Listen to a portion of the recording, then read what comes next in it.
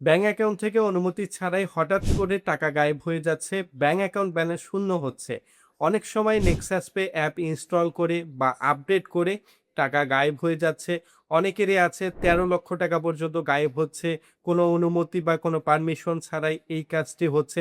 অনেকে অভিযোগ করছেন এটা কেন হচ্ছে, কিভাবে হচ্ছে, কোন অ্যাপ ইনস্টল করে এটা হচ্ছে, এটা আদৌ হচ্ছে কিনা, কিভাবে ইন্টারনেট ব্যাংকিং অ্যাপ ব্যবহার করলে এটা প্রতিহত করা যাবে আজকের ভিডিওতে ইন ডিটেলস থাকছে। প্রথমে আসি, অনেকে শেয়ার করছেন নেক্সাস পে আমি ইনস্টল করেছি, আমার টাকা গায়েব হয়ে গেছে। অনেকে শেয়ার করছেন আমার অ্যাকাউন্ট থেকে ব্যালেন্স অনুমতি ছাড়াই শূন্য হয়ে গেছে। অনেকে শেয়ার করছেন আমি নোটিফিকেশন মেসেজ পেয়েছি, আমি কোনো অ্যাপ ইনস্টল করিনি, তারপরও আমার টাকা গায়েব হয়ে গেছে। আমি প্রথমে শেয়ার করি, Nexus pay app third party website থেকে ডাউনলোড করা হয়েছে, কোনো প্লে স্টোর থেকে ডাউনলোড করা হয়নি। তাকে প্রলোভন দেখানো হয়েছে নেক্সাস পে অ্যাপ ডাউনলোড করলে আপনি বিভিন্ন ধরনের খেলা লাইভ দেখতে পাবেন, লাইভ টিভি চ্যানেল দেখতে পাবেন। এই ধরনের লোভ দেখিয়ে তাকে থার্ড পার্টি অ্যাপ থেকে নেক্সাস পে অ্যাপ ইনস্টল করে তার অ্যাকাউন্টে লগ ইন করা হয়। এরপরে তার অ্যাকাউন্ট থেকে টাকা খোয়া যায়। এক কথায়, আপনাকে যদি কেউ পুলিশ পরিচয় অথবা ব্যাংক কর্মকর্তা পরিচয় দিয়ে কখনো থার্ড পার্টি অ্যাপ ইনস্টল করার ট্রাই করে, কখনোই ইনস্টল করবেন না। আপনারা যখন অন্যান্য থার্ড পার্টি অ্যাপ ইনস্টল করেন, তাহলে কিন্তু আপনার যে কোনো সময় অ্যাকাউন্ট ব্যালেন্স শূন্য হয়ে যাবে। অনেকে আছেন বিভিন্ন লিঙ্কে ক্লিক করছেন, লিঙ্কে আপনাকে অফার দিচ্ছে, আপনি ক্যাশব্যাক পাবেন, আপনি ১,০০০ টাকা ক্যাশব্যাক পাবেন, আপনি লাখপতি হবেন। এছাড়াও বিভিন্নভাবে বিভিন্ন লিঙ্ক দিচ্ছে, আপনি লোন নিতে পারবেন। যখনই এই লিঙ্কগুলোতে ক্লিক করে আপনার ফোনে কিন্তু অটোমেটিক একটা অ্যাপ ইনস্টল হয়ে যাবে। ভুলেও কোনো লিঙ্কে ক্লিক করবেন না, কোনো অ্যাডস আসলে অ্যাডস এড়িয়ে যাবেন। এড়িয়ে আপনি জাস্ট এই লিঙ্কে যখনই ক্লিক করবেন, আপনার ফোনে যখন অ্যাপ ইনস্টল হবে, আপনার অ্যাকাউন্টের ব্যালেন্স সাথে সাথে গায়েব হবে। এছাড়াও আরও কিছু উপায়ে কিন্তু আপনার অ্যাকাউন্টের ব্যালেন্স গায়েব হবে। প্রথমে আপনাকে অনেকেই পুলিশ কর্মকর্তা অথবা ব্যাংক কর্মকর্তা পরিচয় দিবে, আপনার ফোনের আপডেট করবে বা আপনার অ্যাকাউন্টের ভেরিফিকেশন করবে, এমন তথ্য বলবে। পুলিশ কর্মকর্তা জাস্ট আপনাকে ফোন দিয়ে বলবে আপনার অ্যাকাউন্টটা বন্ধ করে দেওয়া হয়েছে, চালু করতে আপনার ফোনে একটা কোড যাবে, এই কোডটা দিতে হবে। যখন তাকে আপনি এই কোডটা পাঠাবেন, তখন কিন্তু আপনার অ্যাকাউন্টের ব্যালেন্স শূন্য হবে। অথবা যদি কোনো ব্যাংক কর্মকর্তা পরিচয় দিয়েও কল করে ওটিপি কোড চায়, তারপরেও কিন্তু আপনার অ্যাকাউন্টের ব্যালেন্স শূন্য হয়ে যাবে। এক কথায়, আপনি কখনো ব্যাংক কর্মকর্তা অথবা পুলিশ পরিচয় দিয়ে যদি কেউ আপনাকে ওটিপি কোড চায়, তাহলে কখনোই এই কোডটি শেয়ার করবেন না, না হলে কিন্তু আপনার অ্যাকাউন্টের ব্যালেন্স শূন্য হয়ে যাবে।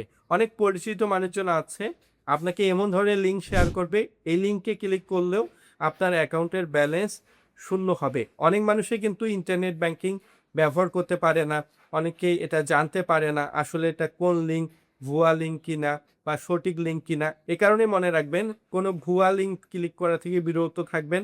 অনেকে আছে আপনাকে ভুয়া লিঙ্ক পাঠাবে, বকেয়া পরিশোধ করতে লিঙ্কে প্রবেশ করে আপনার বকেয়া পরিশোধ করুন। এমনও আছে আপনাকে বিভিন্ন ধরনের প্রলোভন দেখাবে, আপনি যদি আপনার অ্যাকাউন্টের তথ্য আপডেট করুন, না হলে আপনার অ্যাকাউন্ট থেকে 30% টাকা কেটে নেওয়া হবে। যখনই এরকম প্রলোভন দেখানো হবে, তখনই কিন্তু আপনি একটা ফাঁদে পড়ে যাবেন। ফাঁদে পড়লে আপনার অ্যাকাউন্টের ব্যালেন্স ট্রান্সফার হয়ে যাবে ইনস্ট্যান্ট, আপনার অ্যাকাউন্টের ব্যালেন্স গায়েব হয়ে যাবে। এ কারণে মনে রাখবেন, থার্ড পার্টি ওয়েবসাইট থেকে কোনো ধরনের অ্যাপ ইনস্টল করবেন না, কোনো লিঙ্কে প্রবেশ করবেন না, কারো কাছে আপনার ফোনটা শেয়ার করবেন না। ছোট বাচ্চা থেকে শুরু করে কারো কাছে এটা দিবেন না। আপনার কাছে যদি ব্যাংকের পরিচয় দেয়, আপনার ন্যাশনাল আইডি কার্ড, আপনার অ্যাকাউন্টের তথ্য যদি বলে, তারপরও আপনি তাকে কোনো কিছু শেয়ার করবেন না। দরকার হলে আপনি সাথে সাথে ব্যাংকে বা ব্রাঞ্চে ভিজিট করে আপনি ভেরিফাই করবেন। তারপরেও এগুলো থেকে এড়িয়ে যাবেন। ভুলেও আপনার পিন নাম্বার, কার্ডের তথ্য ছবি তুলে রাখবেন না, গুগলে সেভ করে রাখবেন না। জিমেল অ্যাকাউন্টের পাসওয়ার্ড স্ট্রং করে রাখবেন, তাহলে কিন্তু আপনি বিপদ থেকে রক্ষা পাবেন। আপনার ফেসবুক মেসেঞ্জার অথবা ইমেলে ব্যাংক কর্মকর্তা পরিচয় অথবা ব্যাংকের ইমেল থেকেও যদি কোনো লিঙ্ক আসে, এই লিঙ্কে সহজেই ক্লিক করবেন না। লিঙ্ক ভুলও হতে পারে, ভুয়াও হতে পারে। অনেক সময় প্রতারক ব্যাংক পরিচয় দিয়ে ইমেল খুলে থাকে, ব্যাংক পরিচয় দিয়ে ওয়েবসাইট খুলে থাকে, ব্যাংক পরিচয়ে কিন্তু আপনাকে ভুয়া লিঙ্ক পাঠাতে থাকে। ব্যাংক পরিচয় দিয়ে কিন্তু আপনাকে ভুয়া লিঙ্ক পাঠাবে। এ কারণে এই লিঙ্কটি যাচাই করার জন্য সর্বপ্রথম ব্যাংকে ভিজিট করবেন, ব্যাংক কর্মকর্তাকে দেখাবেন, ভেরিফিকেশন কমপ্লিট করে তারপরে আপনার স্টেটমেন্টটি ডাউনলোড করবেন।